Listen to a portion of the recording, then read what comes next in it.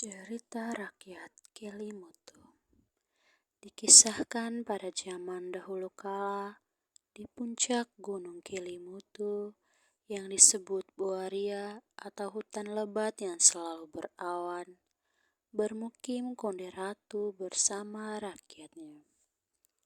Di kalangan rakyat kala itu terdapat dua tokoh yang sangat disegani, yaitu Atapolo si tukang sihir jahat dan kejam yang suka memangsa manusia, dan Atabupu yang dihormati karena sifatnya yang berbelas kasih serta memiliki penangkal sihir Atapolo.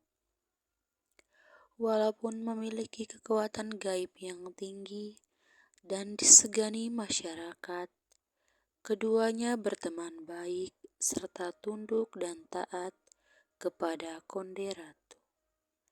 Atabupu dikenal sebagai petani yang memiliki ladang kecil di pinggir Buaria, sedangkan Atapolo lebih suka berburu mangsa berupa manusia di seluruh jagat raya.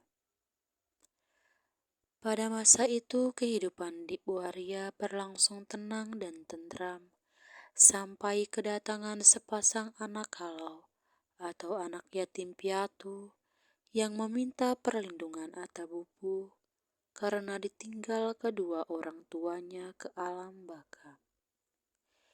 Pada suatu hari Atapolo datang menjenguk Atabupu di ladangnya.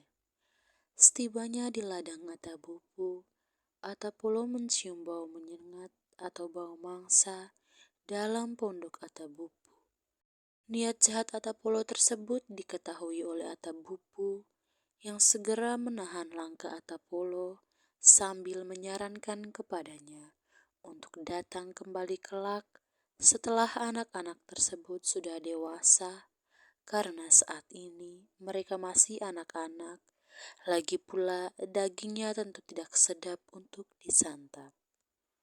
Saran itu diterima oleh Atapolo yang kemudian pergi meninggalkan Atabupu yang sedang kebingungan memikirkan cara terbaik menyelamatkan dua anak manusia tadi.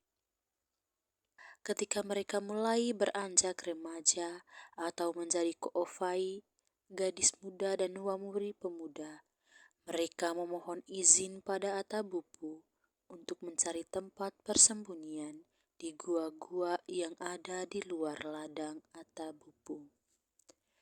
Mereka akhirnya berhasil menemukan sebuah gua yang terlindung tumbuhan rotan dan akar beringin. Ketika tiba saatnya sesuai yang telah disepakati, Atapolo mendatangi pondok Atabupu untuk menagih janji. Namun, karena tiba di pondok Atabupu, dilihatnya kedua anak itu tidak berada di tempat. Maka Atapolo pun marah dan menyerang Atabupu dengan ganasnya.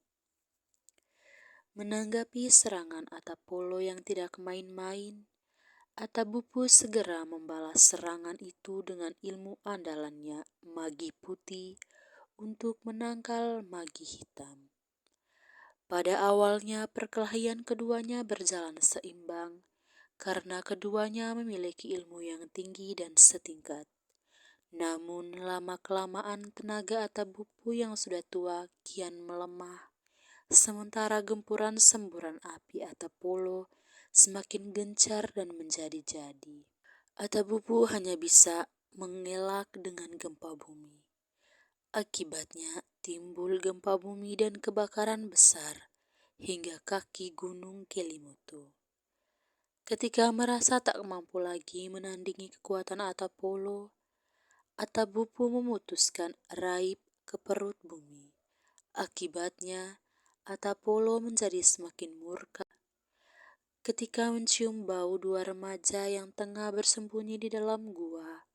Atapolo pun bertambah beringas. Namun, takdir akhirnya menentukan bahwa Atapolo harus tewas ditelan bumi.